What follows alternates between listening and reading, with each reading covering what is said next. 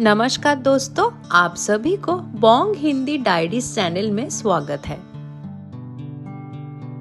नमस्कार दोस्तों, क्या आप जानते हैं साल की एक ऐसी अमावस्या होती है जो सिर्फ अंधकार का प्रतीक नहीं बल्कि पितृ कृपा, कर्म शुद्धि और आध्यात्मिक जागरण का महा अवसर होती है। इसी पवित्र तिथि को कहा जाता है फाल्गुन अमावस्या। शास्त्रों के अनुसार इस दिन पितृ धरती पर आकर अपनी संतान की श्रद्धा स्वीकार करते हैं और सही विधि से किया गया एक छोटा सा कर्म भी जीवन के बड़े कष्टों को दूर कर सकते हैं। तो आज के इस वीडियो में हम जानेंगे फाल्गुन अमावस्या का असली महत्व और उससे जुड़ी पौराणिक कथाएं जो हर व्यक्ति को अवश्य जानना चाहिए। तो वीडियो को अंत तक देखना ना भूलिए। धन्यवाद। फाल्गुन अमावस्या हिंदू धर्म में एक बहुत ही पवित्र और अर्थपूर्ण तिथि मानी जाती है। ये अमावस्या फाल्गुन मास के कृष्ण पक्ष की अंतिम तिथि होती है, जिसका संबंध पितृ शांति, कर्म शुद्धि और आध्यात्मिक उन्नति से जुड़ा गया है। शास्त्रों के अनुसार फाल्गुन अमावस्या के दिन पितृलोक से धरती पर आते हैं और अपनी संतान से श्रद्धा, तर्पण और जल अर्पण की अपेक्षा रखते हैं। जो व्यक्ति इस दिन श्रद्धा और भाव के साथ अपने पितरों का स्मरण करते हैं, उनके लिए तर्पण और दान करते हैं, उसके पितृ प्रसन्न होते हैं और अपना आशीर्वाद देते हैं। इससे परिवार में सुख, शांति और समृद्धि बनी रहती है। पौराणिक कथा के अनुसार प्राचीन काल में कई ऋषि मुनि फाल्गुन अमावस्या के दिन कठोर तपस्या किया करते थे। माना जाता है कि इसी तिथि पर की गई पूजा और दान का फल कई गुना बढ़ जाता है। इस दिन की गई प्रार्थना सीधे परमात्मा तक पहुंचती है और व्यक्ति के पुराने पाप और कर्म बंधनों का क्षय होता है। फाल्गुन अमावस्या का एक और गहरा अर्थ है पुराने दुख, ऋण और नकारात्मकता का अंत। इसीलिए इसे कर्म शुद्धि की अमावस्या भी कहा जाता है। इस दिन दान, व्रत और सत्कर्म करने से जीवन में नए सुख और सकारात्मक ऊर्जा का प्रवेश होता है। इस प्रकार फाल्गुन अमावस्या सिर्फ एक अमावस्या नहीं बल्कि पितरों का प्रति श्रद्धा, अपने कर्म सुधारना और आध्यात्मिक रूप से शुद्ध होने का पवित्र अवसर माना जाता है। फाल्गुन अमावस्या के व्रत बहुत ही पवित्र और फलदायक माना जाता है। इस व्रत को सही विधि से करने पर पितृदोष, ऋण और जीवन के कई कष्ट दूर हो जाते हैं।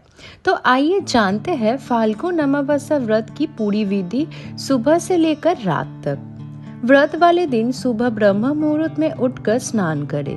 स्नान के बाद साफ वस्त्र धारण करें और घर के मंदिर या शिव स्थल पर बैठकर व्रत का संकल्प ले। संकल्प लेते समय मन में शुद्ध भाव और पितृ शांति की कामना रखें। इस दिन भगवान शिव और अपने पितरों को पूजा का विशेष महत्व होता है। शिवलिंग पर जल, दूध, बेलपत्र और सफेद फूल चढ़ाइए। इसके बाद पितरों के निमित्त जल में काले तिल और कुशा डालकर तर्पण करें। तर्पण करते समय पितरों का नाम लेकर उन्हें स्मरण करें। फाल्गुन अमावस्या के दिन दान का विशेष फल मिलता है।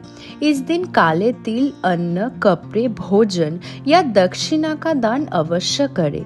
दान हमेशा श्रद्धा और सामर्थ्य के अनुसार ही किया करें।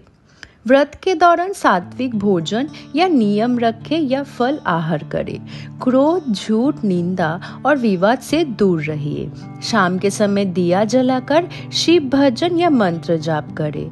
रात को शांत मन से प्रार्थना करके पितरों और भगवान शिव से अपना आशीर्वाद मांगिए। इसी के साथ फाल्गुन अमावस्या का व्रत संपन्न होता है। इस विधि से किया गया फाल्गुन अमावस्या व्रत जीवन में शांति, सुख और पितृ कृपा लाते हैं। फाल्गुन अमावस्या को दान पुण्य की सबसे श्रेष्ठ तिथि माना गया है। शास्त्रों के अनुसार इस दिन किया गया दान साधारण दिनों के मुकाबले 100 गुना अधिक फल देता है, क्योंकि इस तिथि पर पितृ और देव शक्ति दोनों ही सक्रिय होते हैं। सबसे पहला और सबसे पवित्र दान होता है काले तिल का दान। काले तिल पितृ शांति के प्रतीक माने जाते हैं। फाल्गुन अमावस्या के दिन काले तिल, जल और कुशा के साथ दान या तर्पण करने से पितृ प्रसन्न होते हैं और पितृ दोष में कमी आती है। इसके बाद आता है अन्नदान। चावल, गेहूं, दाल या पकाया हुआ भोजन दान करना बहुत ही पुण्य का काम माना गया है। माना जाता है कि अन्नदान करने से घर में कभी भोजन की कमी नहीं होती और लक्ष्मी कृपा बनी रहती है। वस्त्रदान भी फाल्गुन अमावस्या पर विशेष फल देता है। सफेद या हल्के रंग का कपड़ा दान करना शुभ माना जाता है। इसे जीवन में आने वाली रुकावटें धीरे धीरे दूर होने लगती है। इस दिन गुड़, कपड़े, चप्पल या दक्षिणा का दान भी किया जा सकता है। दान हमेशा श्रद्धा और अपनी सामर्थ्य के अनुसार करें।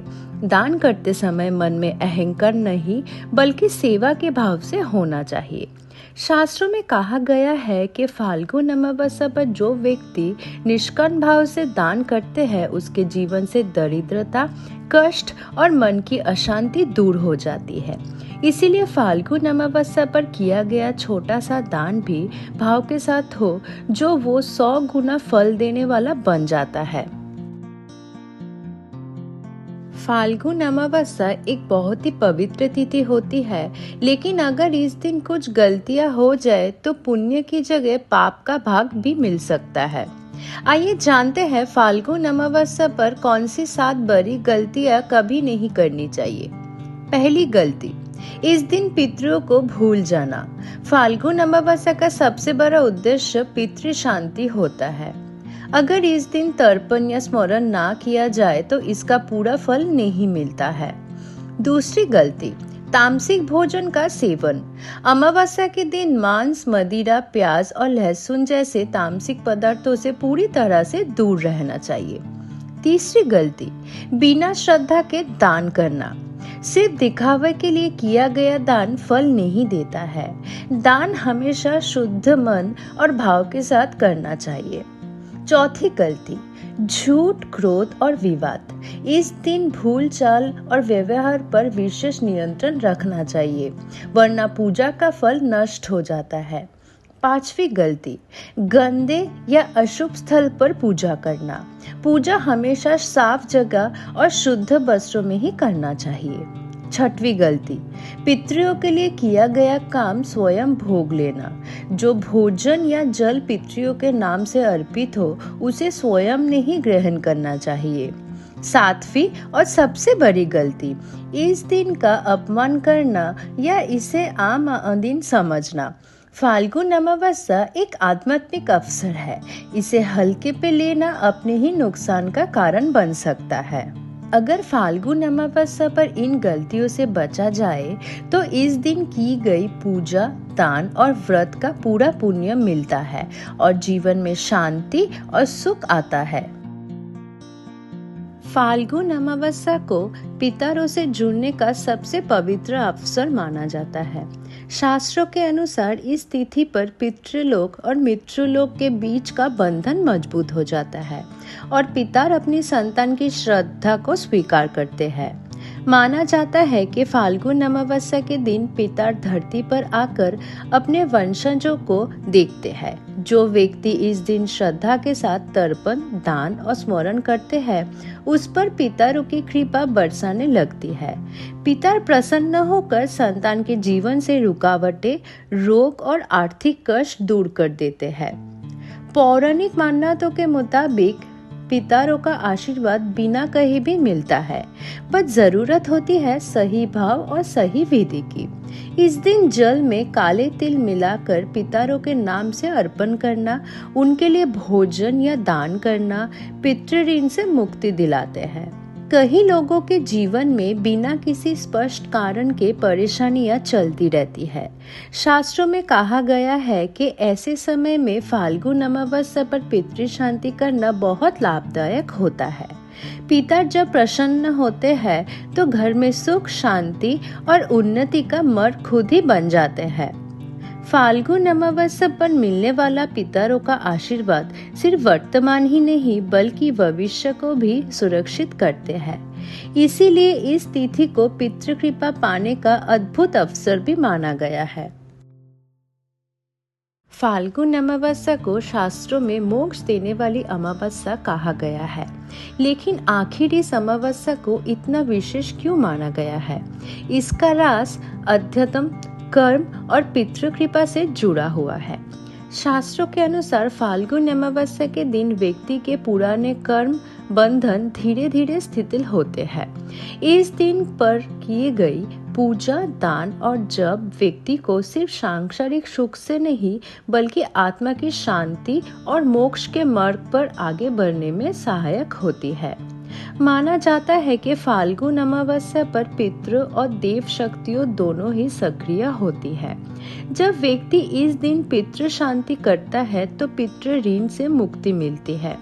पितृ ऋण से मुक्ति को मोक्ष की पहली सीढ़ी माना गया है, क्योंकि जब तक पितृ प्रसन्न नहीं होते आत्मा पूरी तरह शांत नहीं हो सकती।